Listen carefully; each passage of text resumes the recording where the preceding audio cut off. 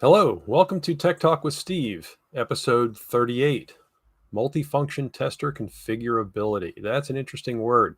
We're going to talk about both the Test Pro multifunction cable certification system, as well as the Network Service Assistant, our multifunction network tester. So we're going to look at both of those, configuring them for tests. Most of the time will be spent on the Test Pro, but I'll talk about some of the differences when we're configuring the NSA as well.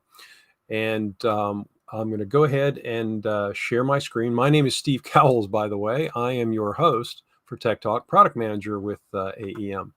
So I've got my Test Pro main unit on the display. Those of you that watched the show have seen me do this before, where I have a camera focused over here. And a lot of times I'll have my remote on screen and then have my Test Pro main on the left of the camera view there. So what I've got here on camera right now are several different adapters, and we're going to go through configuring for different types of tests.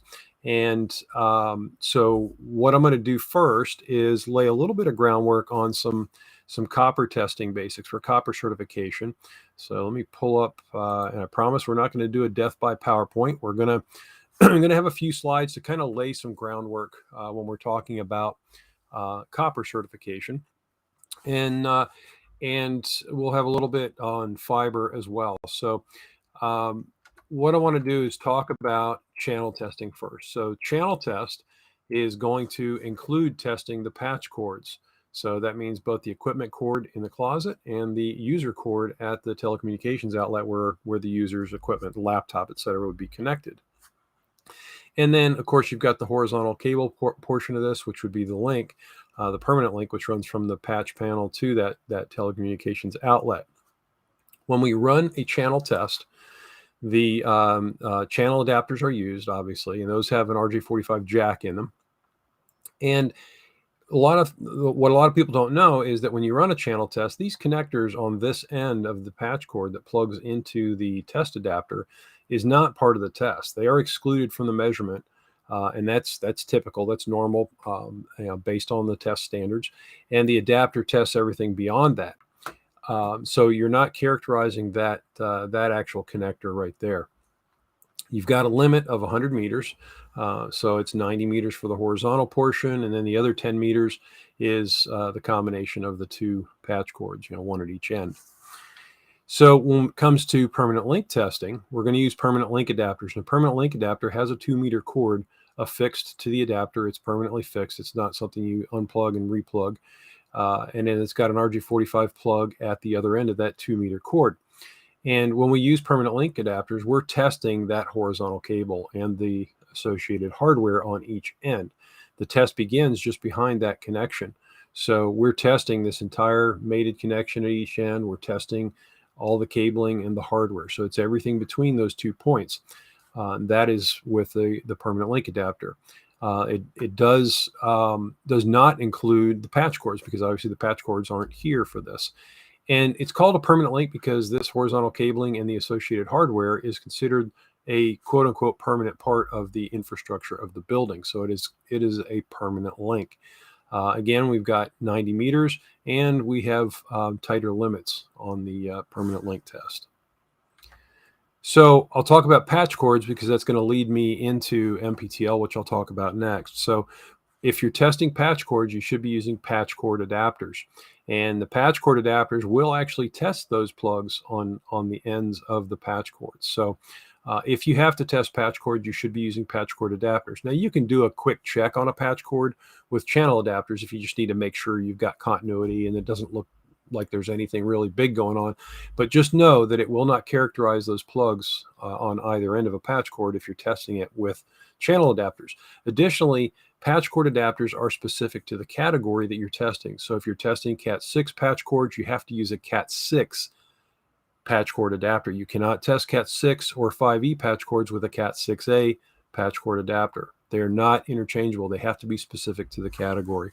That is per the standards. And an MPTL test, the correct way to do an MPTL test, you'll have a permanent link adapter on one end, typically at the panel end here. And then out at the remote end is where that modular plug is.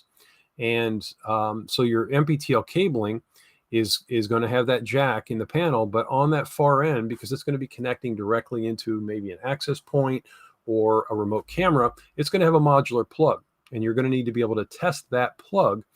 And because of that, you have to use patch cord adapters on this end. So you're going to use a permanent link adapter on one end, patch cord adapter on the other end, and yes, it's going to have to be specific to the category. So if we're testing Cat 6 MPTL, it has to be a Cat 6 MPTL adapter. Also, regarding the plug on the end of these modular plug terminated links, it is not recommended to use these old crimp style plugs where you strip your jacket and you get your pairs aligned and insert them in here, and you use a crimp tool, a ratchet and crimp tool to crimp it down. These are not recommended for MPTL applications. The same way they're not recommended for patch cords. It's not recommended that you build your own patch cords in the field. You can do it in an emergency, but for an MPTL link, you do not want to use these type of cords. You want to use a field terminated plug. Much more consistent termination, much more repeatable termination.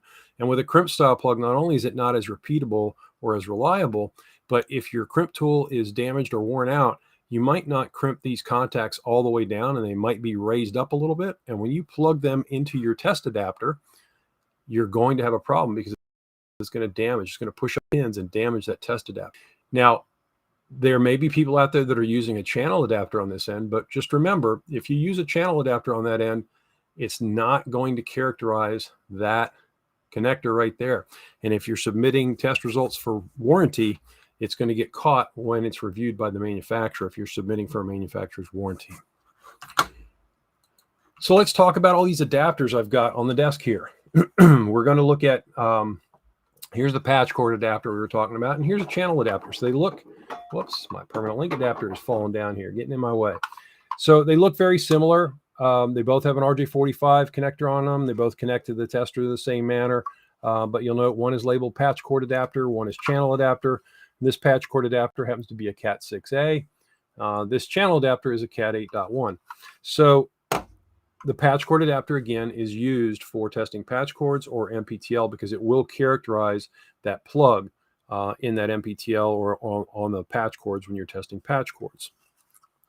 Channel adapter here, if I insert this into my tester, the tester is going to recognize that it is a copper certification module and it defaults to certification.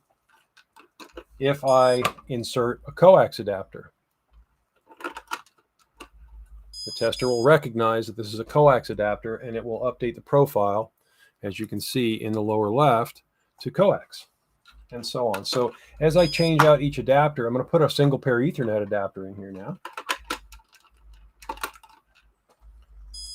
It's going to detect that adapter, and it tells us it's a single pair Ethernet. So every adapter that we insert is going to update that configuration in the default profile, so we'll know what it is. Here's one with two RJ45s on it. So this is our ADNet cable adapter. One port is for testing multi-gig PoE, and the other port is for, it's also used for network discovery, and the other port is used for channel testing if you wanted to use that. I typically recommend that you use your channel adapters for channel testing, but the ADNet cable adapter also has a channel port, so you can use it for channel testing. And when I insert this, note that it defaults to validator. It's a validation type project, and we see that the default configuration is that multi-gig. In order to change this to channel testing, all I have to do is click cable certification, and it will to a certification mode. Next, I'll grab a fiber adapter just to demonstrate that the tester is smart enough to recognize what you're inserting, and it will change accordingly. So this will update the default project in the unit. So when you go to set a project, as we're going to do here in a moment, we'll set up a project. It's going to take the initial defaults.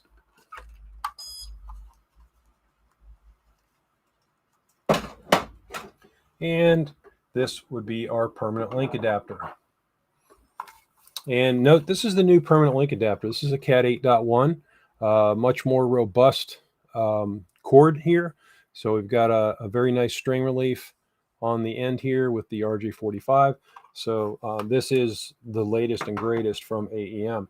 And then I would insert that in my my Test Pro. It will also default to certification.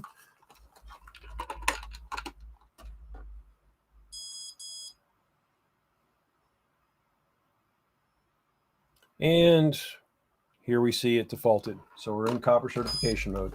Now I'm going to set the permanent link adapter aside for now. I'm going to go ahead and insert my channel adapter again. We're just going to set up a channel project. I'll show you how to do the permanent link in MPTL as well. We can go ahead and set all of those up while we have this adapter in here. When you go to run the test, if you have the wrong adapter in, you will get alerted. So to set up a project, I'm going to click on my project button. And I've got my default project, but I'm going to go into Project Manager here. And I want to create a template project. So what I'm going to do is I'm going to add a project. And when I say a template project, what I'm going to do is I'm going to create a project that I might use the basic setups for multiple projects. You know, maybe it's going to be a Cat 6 channel or a Cat 6A permanent link, whatever it is. I'm going to set up a template, and I can have multiple templates. And then I'm going to show you the clone feature that you can use to clone that template project into an actual project, and take all of those parameters that you set up in the template will be copied over to the clone project. You can leave it as it is, or if you need to change certain things, like maybe a different cable or a different operator, you can do that as well. So in this case, we're just going to call this, we're going to call it C6A channel, and we'll put template in here. And then we'll click OK. And of course, I put my cursor in the wrong place. C6A, CH template. And yes, I'm going to use that as my current project. And now I want to tell it what type of project. So we're going to do copper certification right here. If I was going to use my NSA, if I'm setting up a project in NSA with Certi-Lite, that screen will look a little different than this. And what we're going to do, grab the wrong screen there.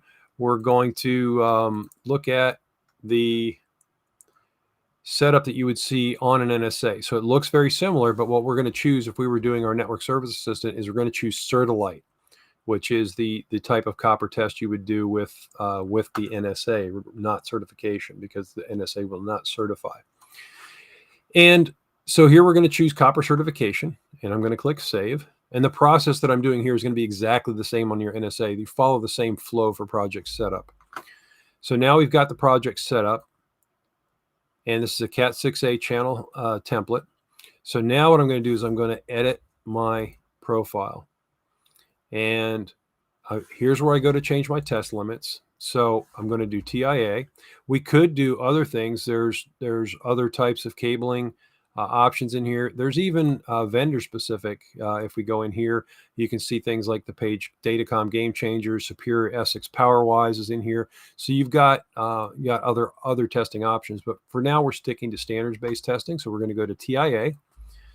And I could do channel. I'll come back to that in a moment. But if we were doing permanent link, we'd go right here to permanent link, and we would select the permanent link setup that we want. If we were doing 6A or we're doing Cat 8, whatever we're doing, we would select in here. Now notice in permanent link, you're going to see some with a plus. And when we go to channel, you'll see some with a plus plus. The plus, the single plus, adds DC resistance unbalance to the testing parameters, which is an important pre-qualifier for power over Ethernet. The plus plus, when we look at channel, is going to add both that DC resistance unbalance and the TCL and ELTCTL testing. So the TCL and ELTCTL is for testing to see how impervious to noise your cabling is. And these are optional tests. They're not required by the standard, but they're optional. Doing the DC resistance unbalance is really important for your pre-qualification, if you will, for power over Ethernet. We're going to stick with the regular one without the plus. Now note that even if you don't select the plus, if you select the regular one like we will, we're still going to do the DC resistance unbalance test. We're still going to do the TCL and ELTCTL tests, but we're just not rating them against pass-fail. Either way you set the test, you're going to get all those results, and it's still going to only take 6 seconds to run that Cat 6A auto test. If I wanted to do MPTL, I can go in here. Same thing with MPTL. So we see the different choices we've got for MPTL, 5E through 6A. And we're going to do channel. And we could do Cat 3 all the way up through Cat 8. So I'm just going to leave this at the Cat 6A channel. I won't choose the plus plus. We'll do Cat 6A channel. I can choose my wiring configuration. So if I'm doing T568A, I could select that here. I could select crossover if I'm doing something special. I'm just going to leave it at 568B. And then for the cable, generic Cat 6A unshielded is selected, but I could choose generic shielded cables. I've got a complete cable library here of various manufacturers and their different part numbers. If you find something that's not in the library that you need, please reach out to us, because we can easily get that added by contacting the manufacturer and getting the data on their particular part numbers, and we'll input it at the very next firmware release. It's pretty easy to do. So what I'm going to show you, however, is how to add a cable if you don't see it in the library and you want to use it for a test. So instead of just going into this generic one and choosing, I'm going to go back and I'm going to click Add. And in here, I'm going to go ahead and I'm going to add, I'm just going to call it SJC Cable 1. And that's going to be our cable. It's a custom cable. It's a Cat 6A. And let's say our NVP, instead of being 68, is going to be 67. Now, the NVP is the nominal velocity of propagation, and that is specified by the manufacturer. If you don't have that number handy and you have a known length of the cable between 10 and 100 meters, you can connect to that and run the NVP, the Learn NVP tool, and figure out what that NVP value is. Essentially, nominal velocity of propagation is the speed limit of the cable. Determines how fast that signal gets from one end to the other. So we're going to go ahead and add this, and I want to set this as my current copper cable. Now I'll return. There's a generic Cat 6A shielded jack, which is chosen for testing purposes. It doesn't matter whether you choose shielded or unshielded. The big part is going to be the cabling. If you're doing shielded cabling, you have to choose shielded jack and shielded cabling. If you're doing unshielded, you could have a shielded jack. It's just you're not using the shield, and you could have shielded or unshielded cabling with that. So you can go in here and select the generics, or again, there are manufacturers in here that you can choose as well. I'm just going to leave it with the default.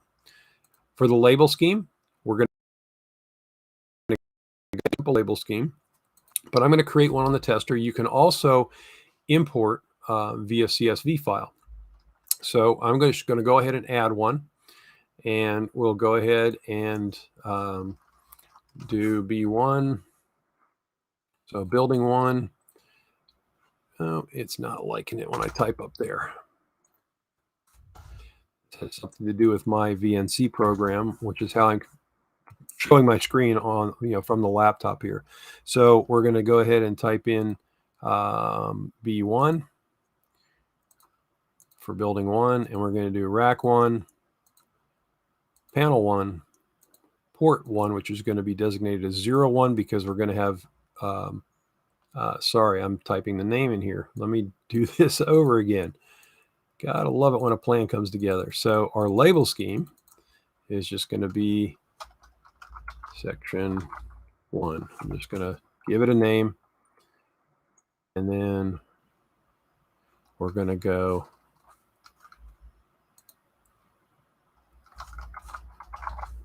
apologize here. Again, this is my VNC program that's giving me this grief. We're going to call this B1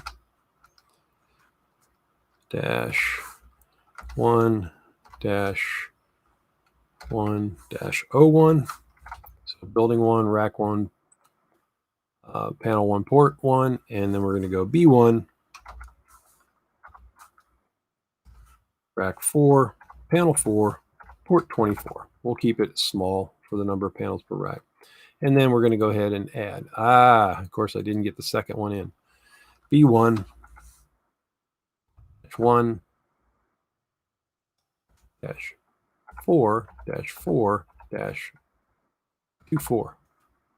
Have to type it in correctly. There we go. And now I've set this as my current label scheme. So now we can go ahead and hit save, and we'll see that we've got our scheme set up here.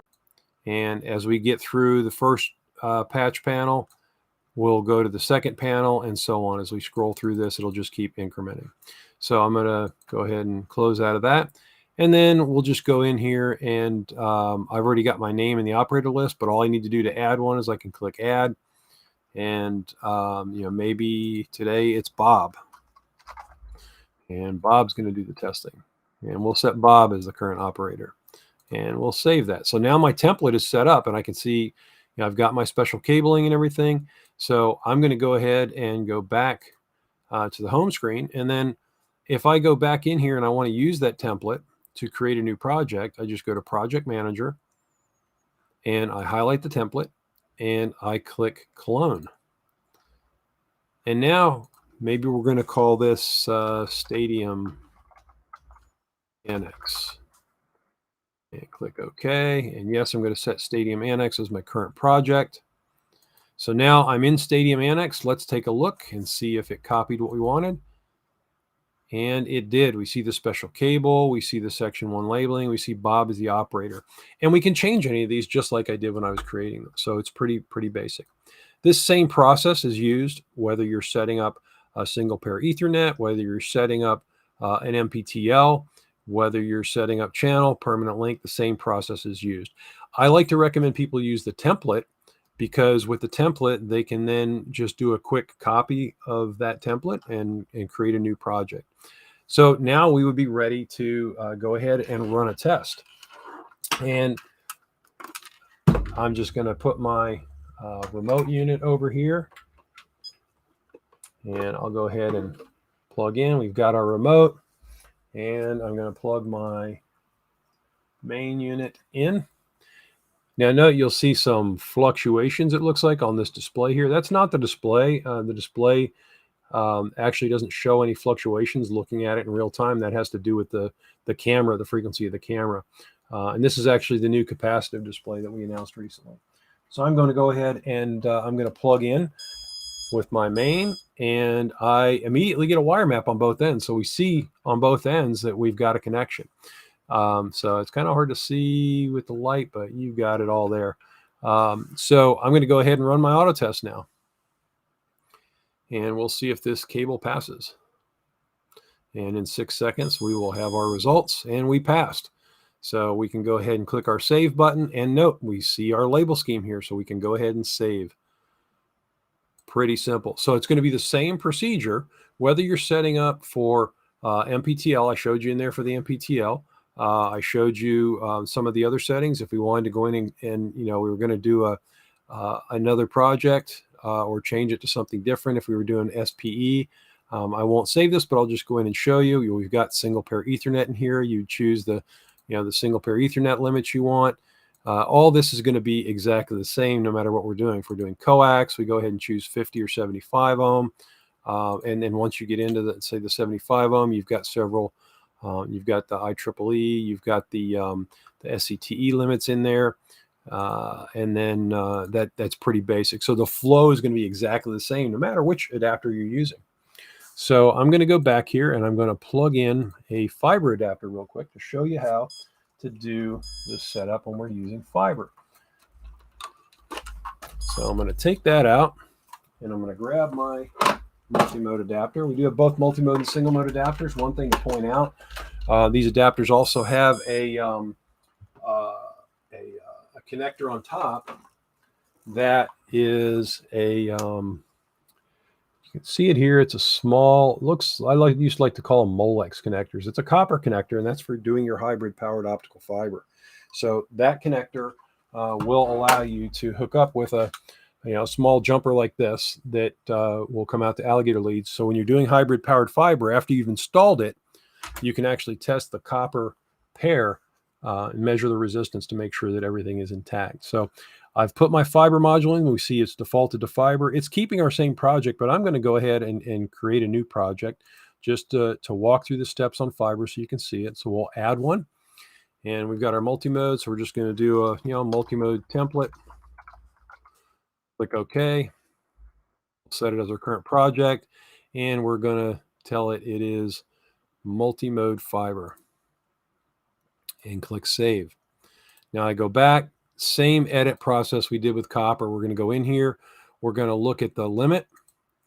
And you could do loss budget. If you're just strictly going off a loss budget, you can do certification. And when we go into the standard limits, we can go ahead in here and click on standard, or you can do custom, ISO, or TIA. So I'm going to do TIA, and I'm going to use the 568.3-D multi-mode reference grade. And then when we do that, you'll notice we get a 0.5 for our connector loss at each end, 0.75 if we've got additional connectors in there, and then splices. You get 0.3 for each splice. Now, it might be important for people to understand if you're doing mechanical splice on fiber connectors, they not only count as the two end connectors here, they also count as splices. So you need to select two if you're doing those. If you've got one of those on each end, you've got two splices that need to be accounted for. These other connectors would be in the case if you have a cross connect in the middle between the two endpoints from where you're testing. That you have to account for those connectors as well. If we change this to standard grade rather than reference grade, you would get 0.75 per mated pair at each end. So we'll go ahead and save this. And then we're set for dual-ended single direction. We could be doing a loopback test. And we could do dual-ended bidirectional. Typically, nobody's using loopback for certification anymore. That's more of a troubleshooting or just a basic informational type test. Most manufacturers would not accept a loopback. You need to make sure you're doing dual-ended single direction or bidirectional as the scope of work requires, or as the manufacturer requires for their warranty. And then we can select our fiber. Again, you've got generic multi-mode fibers in here. You can go in and select your fiber. You could go in and choose a particular manufacturer and their part number, just like we did with copper. We'll just leave it at generic for now. Connector, you can choose the LC, the SC, ST. There's a couple manufacturers in here, so we do have a couple of those, or you can just use the generics and then select your connector. And then label scheme setup is going to be exactly the same as it was in copper. We won't repeat that because that's going to be identical. Same thing with choosing the operator. I can go in and I'll make myself the operator because it remembers I saved it in there. I could go in for the label scheme and click edit and just select one of the ones. It sees the one that I used before when I created it, so I can select that and save it. So now I've got that as my label scheme. And that's our fiber template. And the cloning process is going to be exactly the same. We just go into the project manager, we tell it to clone it, and it's going to copy this project. So those are the project setups. One note about fiber that I would like to point out is when you're connecting your fiber, after you set up your project, you always have to do a set reference for fiber. It's important to understand with fiber that you do the set reference correctly. So the recommended method is this one right here, the single jumper, the one jumper set reference. This uses a single cable, single test reference cord from the transmit port of the main to the receive of the remote, and from the transmit port of the remote to the receive of the main. So it's called single jumper or one jumper because it's one jumper from each light source to each power meter. So it's one jumper. Two jumpers acceptable. But the issue with two jumper is if you do a set reference while you're set up with two reference cords on each of the testers, two on the main, two on the remote, and a bulkhead in between, when you set reference, you essentially are zeroing out any loss between this mated pair here. So when you go to connect to your cabling here, you essentially could be zeroing out loss from either of these ends. So it's more accurate to do the one jumper method. And then after you've set reference, you connect that second reference cord to each unit. You'll disconnect from the RX port. Never disconnect from the transmit port after you've done a set reference because you'll void the set reference. So disconnect from the receive port, which is the power meter. Add the second reference cord to each of the receive ports and then plug them in together with a bulkhead and test your reference cords to make sure that you don't have excessive loss on your reference cords. And once you've done that, then you disconnect, you go and connect to each end of your fiber under test, and you run your auto test. It's pretty simple. So some of the reasons that it's important we talked about making sure you're using the right test adapters when it came to MPTL and all these other things. When you run your test reports, you're going to see, and this test right here was done with our ADNet cable adapter, so it has a channel and a multi-gig PoE. So we see both of those show up here. When you get your test results that you're going to submit to the manufacturer for warranty, All of this detail is on there. They'll know what adapters you used, when your unit was calibrated, what settings you used for the tester. All of this will show up on the test report. So it's really, really important, not just for accurate testing, but also that you don't have to go back and redo any testing because you use the incorrect adapters on these particular tests. And that just about wraps it up. So I'm going to go ahead and go back on camera here. And I would like to thank everybody. We tried to cover as much as we could in the 30 minutes. And just so you know, this episode actually had to be recorded because at the time this goes live, I will actually be working at a trade show. So we recorded this ahead of time. We will address any questions that come up. We apologize that we may not have addressed any of these questions live, but we will address them after the fact. So you will get answers to any of the questions that you submit. And we really appreciate your time and hope to see you back again in a couple of weeks. Thank you very much.